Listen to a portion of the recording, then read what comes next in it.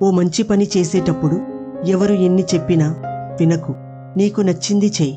అప్పుడే నువ్వు సంతోషంగా, ప్రశాంతంగా ఉంటావు. నిజాయితీగా ఉండడం కూడా ఒక యుద్ధం లాంటిదే.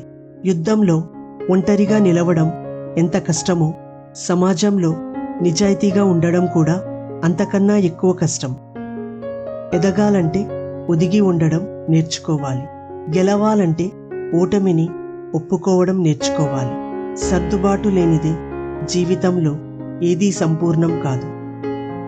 గొడవపడి మాట్లాడకుండా ఉండే కాలం పోయి, మాట్లాడితే గొడవ అవుతుందని భయపడి మాట్లాడకుండా ఉండే కాలం వచ్చింది. శ్రమించేవాడికే క్షమించే గుణం ఉంటుంది.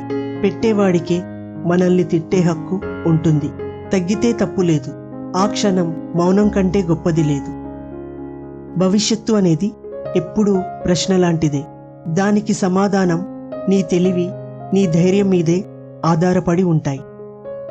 ఎదుగుదల కనబడడం లేదని ప్రయత్నాన్ని ఆపకూడదు. మహావృక్షాలు కూడా మౌనంగానే ఎదుగుతాయి. మన ప్రయత్నం మనం చేస్తూ పోవాలి. ఫలితం కాలమే నిర్ణయిస్తుంది. ఎప్పుడూ సంతోషంగా ఉండాలి అనే కోరిక కంటే మనకు ఉన్నంతలో సంతృప్తిగా ఉండాలనే ఆలోచన చాలా విలువైనది. కోపం హద్దులు దాటుతున్నప్పుడు మాటలతో సమాధానాన్ని ఎప్పుడూ చెప్పకండి. మీ మౌనానికి మించిన బలమైన సమాధానం మరొకటి లేదు. జీవితంలో ఎప్పుడూ కూడా మిమ్మల్ని మీరు మార్చుకోవద్దు. మనుషులు ఎంత స్వార్థపరులు అంటే, ఈరోజు మిమ్మల్ని మార్చేసి రేపటి రోజున వాళ్ళు ఖచ్చితంగా మారిపోతారు. ప్రపంచంలో ఒక మనిషికి మాత్రమే ఉండే అతి ప్రమాదకరమైన మానసిక రోగం ఓర్వలేనితనం. తనకు లేనిది ఉన్నవాళ్లను చూసి ఏడ్చేవాడికి ఎన్ని ఉన్నా వాడు నిత్య దరిద్రుడే. అదృష్టం ఎప్పుడూ ఒకే చోట ఉండదు. ఈరోజు నీదైతే రేపు నాది, ఆపై మరొకరిది.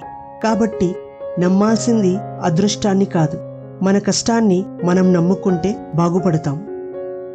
ఈ రోజుల్లో ఒకరు నీకు దగ్గరవుతున్నారన్నా, దూరం అవుతున్నారన్నా కారణం నీ గుణం కాదు, నీ దగ్గర ఉండే ధనం కారణం. నమ్మినా నమ్మకపోయినా ఇదే వాస్తవం. సంతోషాన్ని మించిన సంపద లేదు. ఆరోగ్యాన్ని మించిన ఆస్తి లేదు. చిరునవ్వును మించిన ఆభరణం లేదు. స్నేహితుని మించిన ఆప్తుడు లేడు. ప్రతి నిమిషం విలువైనదే.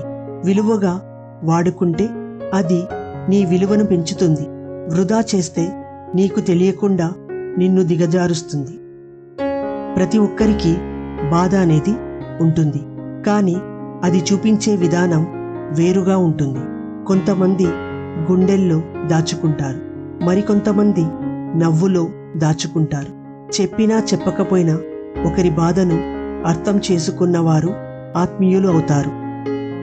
ధనవంతుడి దృష్టిలో పేదవాడి స్థానం గుమ్మం బయటే ఉంటుంది, కానీ పేదవాడి దృష్టిలో ధనవంతుడి స్థానం గుమ్మం లోపల ఉంటుంది.